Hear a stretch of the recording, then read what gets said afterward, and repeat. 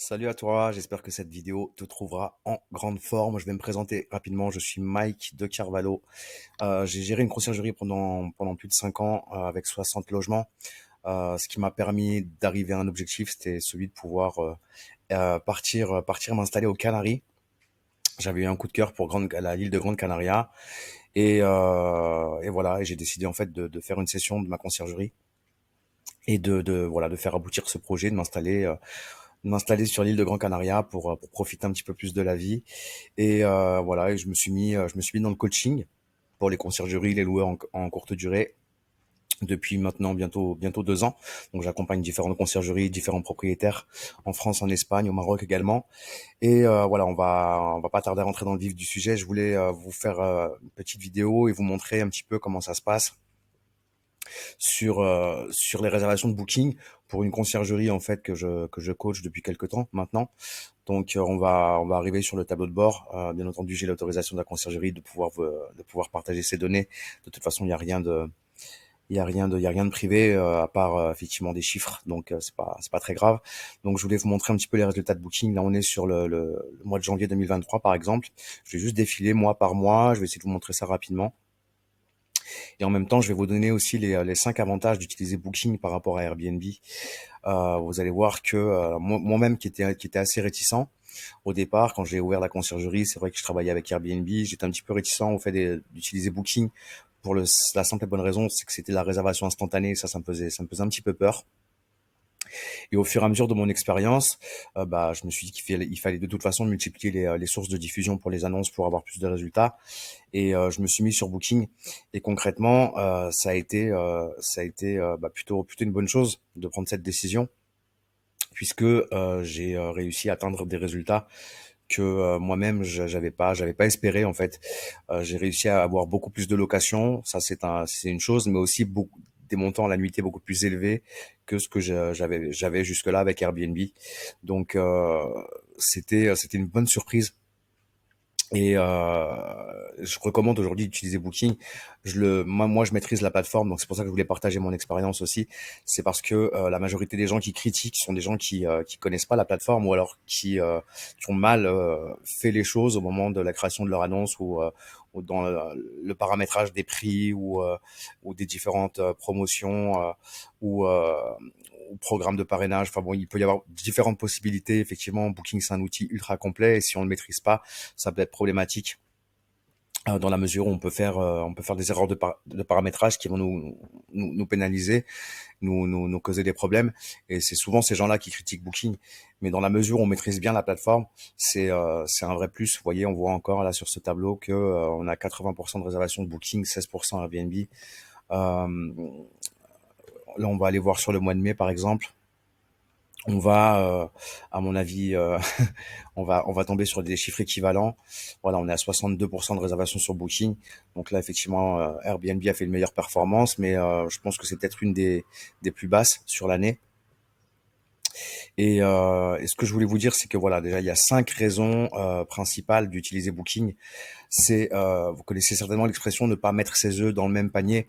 Donc, en tant que loueur Airbnb ou en tant que conciergerie, si vous êtes uniquement sur Airbnb, c'est une erreur. Vous pouvez avoir un problème qui fait que votre annonce ou votre compte va être supprimé. J'ai vu le cas encore il y a pas longtemps. Euh, Là, si vous avez effectivement tous vos œufs dans le même panier, bah, ça va être très compliqué de gérer la situation à ce moment-là. Donc, il faut vraiment déjà bien prendre ça en considération et ne pas considérer que Airbnb va faire tout le job. On voit de plus en plus de propriétaires qui se plaignent de ne plus avoir de réservation par rapport à l'année précédente. Et ça, je pense que tout le monde l'entend. Si vous allez un petit peu sur les groupes Facebook, à mon avis, vous avez déjà vu ça plusieurs fois. Et ça, c'est pas pour rien puisque bah, Airbnb, c'est un marché qui commence à être saturé dans pas mal de secteurs. Il y a beaucoup de propriétaires qui s'inscrivent sur Airbnb, beaucoup de conciergeries qui se créent, et tout ça, bah, c'est en train de changer à l'heure actuelle et il faut s'adapter. Donc votre présence sur Booking est vraiment vraiment très importante. Il faut pas, voilà, faut faire attention à ça et il faut vraiment au moins cibler ces deux plateformes, quoi. C'est vraiment le strict minimum. Moi, je recommande après tout ce qui est réservation en direct, de mettre en place son propre système de réservation pour être autonome et éviter les frais de plateforme. Mais bon, ça c'est pas le sujet de la vidéo. La raison 2 du fait voilà d'être vraiment présent sur Booking, c'est que Booking est leader du marché, hein, tout simplement. C'est le plus ancien, c'est le plus ancien et voilà, c'est celui qui est le plus sélectionné par les voyageurs, hein. On le voit d'ailleurs sur ces stats-là. C'est 56% du marché. Quand on pose la question aux voyageurs qui ont réservé un hôtel ou un hébergement privé, 56% de ces voyageurs ont été sur Booking sur ces 12 derniers mois. Donc voilà, c'est quand même probant. Donc il faut bien prendre ça en considération également. Vous pouvez pas vous passer de ces 56% de personnes qui vont sur Booking, puisque vous savez que la majorité des gens, quand ils vont sur Booking, ils vont sur Booking, et s'ils vont sur Airbnb, ils vont sur Airbnb. Chaque plateforme a ses utilisateurs, c'est fidèle, on va dire. Et là, vous laissez de côté en fait tout ce potentiel pour votre location courte durée. Et c'est quand même un potentiel qui est énorme, on le voit bien. Donc il faut vraiment être vigilant aussi par rapport à ça. Et puis il faut savoir que Booking aussi a un programme de fidélité, le programme Genius. Vous en avez certainement déjà entendu parler. Et grâce à ça, les utilisateurs sont plus nombreux sur Booking puisque ils peuvent avoir des réductions. Ça, c'est une stratégie que Airbnb n'a pas mis en place. Et ça aussi, ça fait la différence. Moi, par exemple, je préfère effectivement aller réserver un logement dans la mesure où j'ai une promotion. Et je pense qu'on est tous pareils, on cherche à payer moins cher. Et rien que mentalement, le fait d'avoir une promotion et d'avoir un programme de fidélité qui nous permet d'avoir des réductions de plus en plus conséquentes au fur et à mesure qu'on va réserver, eh ben, forcément, ça aussi, il faut prendre ça en considération. Donc, je vais vous donner la troisième raison qui fait que c'est plus intéressant d'être sur Booking. Je vais prendre une annonce. Donc, pour le 70, c'est un logement à la grande mode. Ouais, je vais faire un simple copier-coller du titre en fait, et et on va voir ce qui se passe dans les résultats de recherche. Sachez que lorsque vous êtes sur Airbnb, vous êtes uniquement sur Airbnb. Maintenant, on va s'apercevoir que grâce au fait que l'annonce de ce logement soit sur Booking, vous allez voir que en réalité, on est réservable sur plus de 25 autres plateformes. On est référencé sur 25 autres sites. Alors en fait, c'est des sites qui vont mettre en avant votre annonce et la réservation se fera pas sur un lien qui va vous rediriger vers Booking. Il faut bien prendre ça en considération. Donc c'est totalement gratuit. C'est Booking qui a mis en place des partenariats avec des plateformes qui renvoie, une fois qu'un utilisateur est intéressé par une annonce sur cette plateforme, il clique sur un lien qui le renvoie sur la page d'établissement de votre établissement sur Booking. Donc c'est pas un service payant, c'est comme ça pour chaque annonce sur Booking. Là on voit que je suis réservable par exemple déjà sur Google. Il faut savoir que Booking a mis en place un partenariat avec Google. Donc vous êtes réservable dans Google grâce à Booking. On vous trouve sur la carte Mappy et dans les résultats de recherche lorsque les gens cherchent un hôtel. C'est exceptionnel ce que vous offre l'outil Booking. Cyberévasion, bedandbreakfast.eu, Planet of Hotels. Alors ça c'est pas mon logement, c'est pas le 70, enfin c'est pas ce logement. On est réservable sur larpas.com. On est aussi présent sur Mappy, donc on voit bien que en dessous là dans le descriptif, je suis présent sur Mappy. Ville-data.com. Et il y a plein de plateformes comme ça sur lesquelles le 70 va être réservable sur des sites étrangers. Et justement, Booking va chercher cette clientèle à l'étranger. C'est pour ça, et j'allais y venir, qu'on a aussi une clientèle beaucoup plus internationale avec un pouvoir d'achat bien plus élevé. Je vous le disais tout à l'heure, j'étais vraiment subjugué par les résultats que j'ai réussi à avoir sur des locations en pleine saison à la Grande Motte. Des studios qui se louent 500 euros. Je l'ai loué 1300 euros. Et pareil pour les T2. Là encore, on a des réservations pour le mois d'août à 2200 euros la semaine. C'est la différence avec les voyageurs d'Airbnb. Elle est énorme, mais vraiment énorme. Donc ça, c'était la cinquième raison. Mais du coup, voilà, je vais revenir à la quatrième. Du coup, j'ai pas fait les choses dans l'ordre, mais c'est pas grave. Vous avez quand même les cinq. Donc, une clientèle internationale, donc bien plus aisée, qui va payer vos logements bien plus cher. Alors ça, il faut pas le faire n'importe quand, hein, évidemment. Il faut aussi, c'est stratégique. Hein, vous allez surtout utiliser cette stratégie dans les périodes de haute saison, mais même en basse saison, j'ai des réservations de voyageurs internationaux qui payent plus cher que voilà que ce que je peux louer sur Airbnb pour les mêmes typologies de logements. Donc augmentation de prix à la nuitée, augmentation du chiffre d'affaires, voilà, c'est bingo. Et donc la dernière raison, hein, c'est que sur Booking, vous avez la possibilité de mettre en place un système de caution. Airbnb ne vous l'autorise pas. Et ça, je trouve ça même assez scandaleux parce qu'en fait, Airbnb vous empêche de faire la loi chez vous. Et je trouve pas ça très sympa. Donc voilà, vous mettez en place votre propre système de caution sur Booking. En plus, vous pouvez aussi demander la pièce d'identité du voyageur et que ce soit une option, enfin que ce soit pas une option, mais que ce soit obligatoire. Donc ça, on peut mettre ça en place avec un système de formulaire de check-in. Il y a plein de possibilités. Mais en tout cas, vous pouvez paramétrer dans votre annonce le fait que vous réclamez une pièce d'identité. D'ailleurs, on va se mettre sur l'annonce du 70s, vous allez voir, et que le dépôt de garantie est obligatoire. Et ça, dans la mesure où vous renseignez correctement ces informations, c'est un vrai plus pour la simple et bonne raison que les voyageurs à problème, dans la mesure où vous demandez une pièce d'identité et un dépôt de garantie obligatoire, en général, ils vont pas réserver chez vous.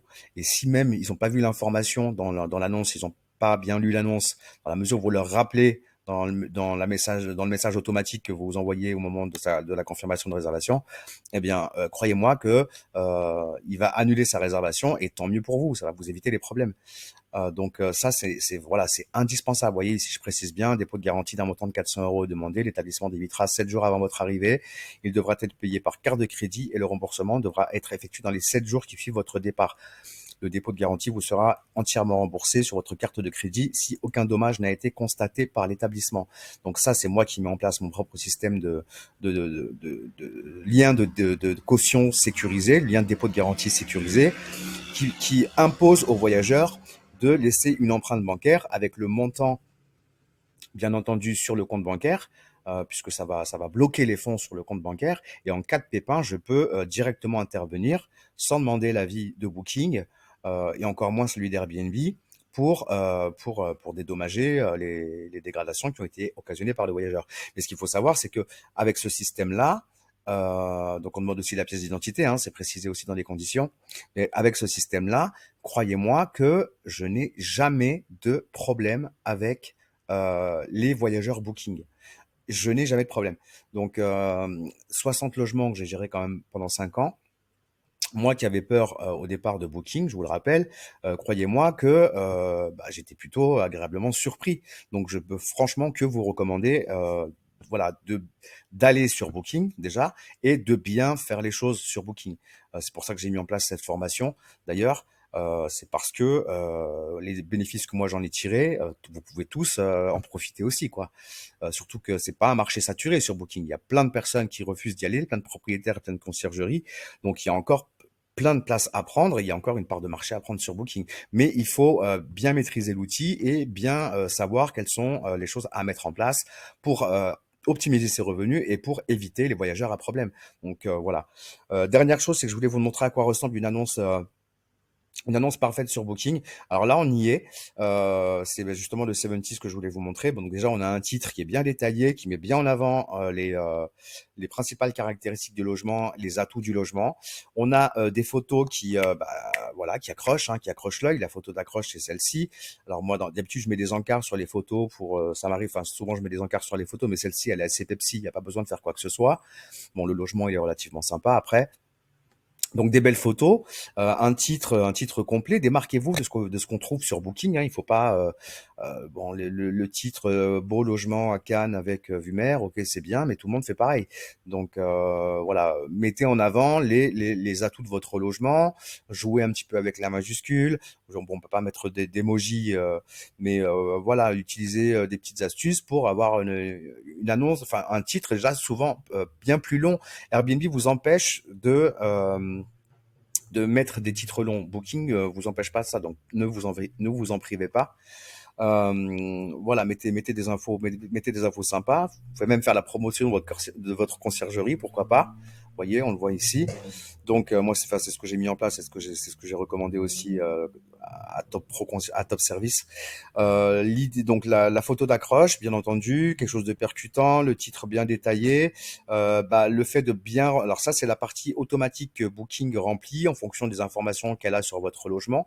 Donc ça c'est pas quelque chose qui est modifiable, mais ce qui est important surtout c'est de vraiment bien remplir tous les paramètres de Booking, absolument tout, parce que c'est grâce à ça que vous allez avoir une annonce complète, du coup, qui va être optimisée. Vous allez transmettre donc des informations claires aux voyageurs et ça vous évitera des problématiques une fois qu'ils arriveront sur place, parce que toutes les informations ont été communiquées et ça vous couvre en cas de voilà de réclamation s'il y a un voyageur qui est de mauvaise foi, et surtout parce que encore une fois, l'histoire d'algorithme, il faut tout bien renseigner, c'est important. Là, on le voit dans la partie équipement, par exemple, un peu plus bas.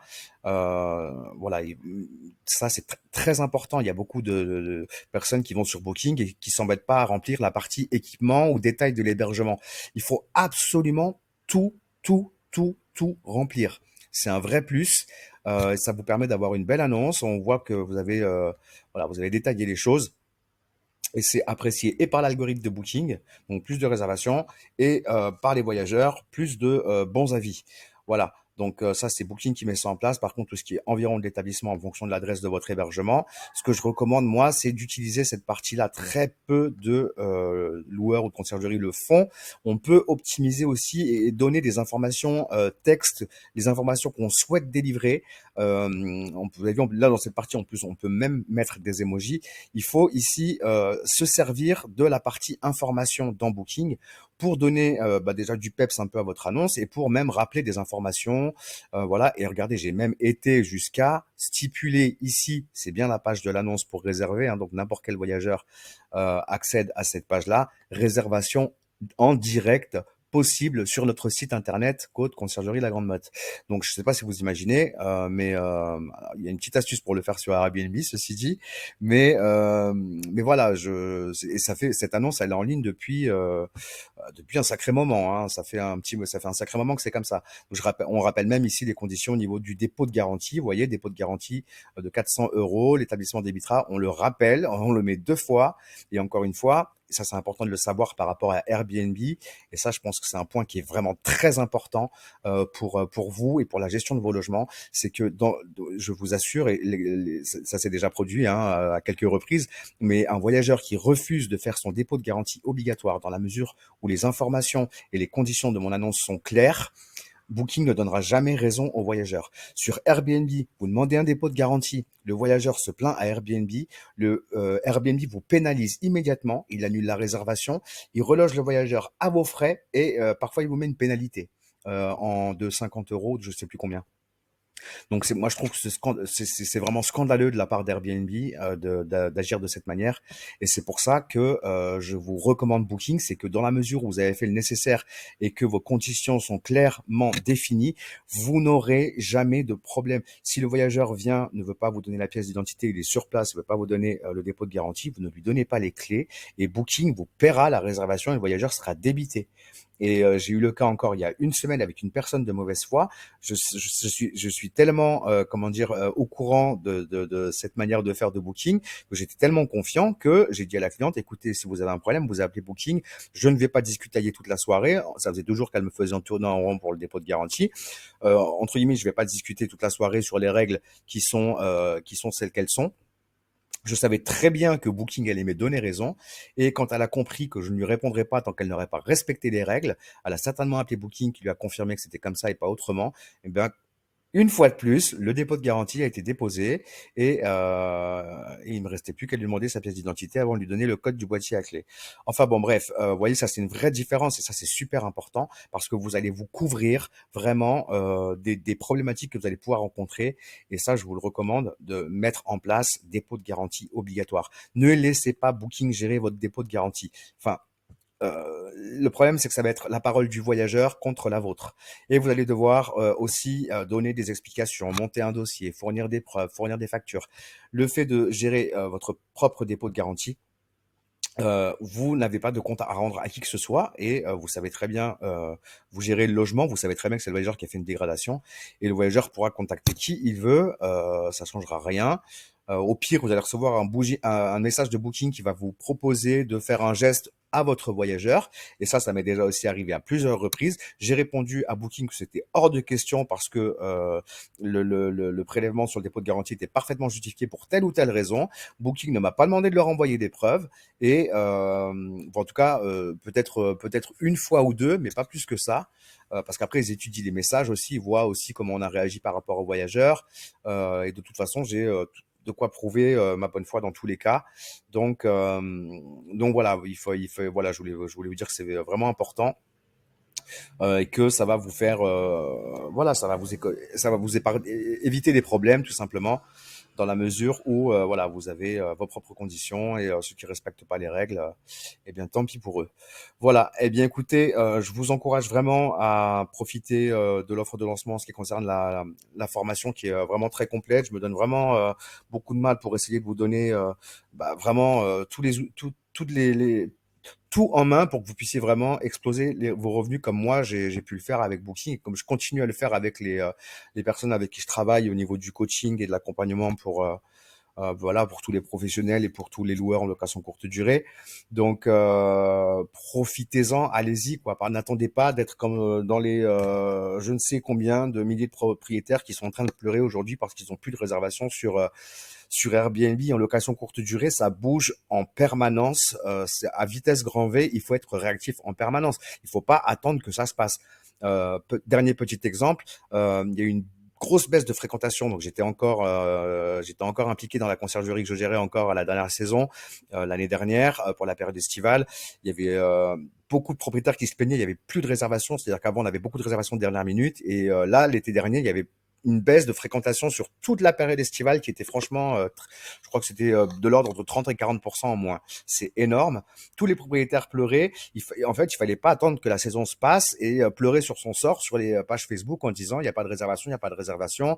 J'ai baissé mes prix, j'ai baissé mes prix.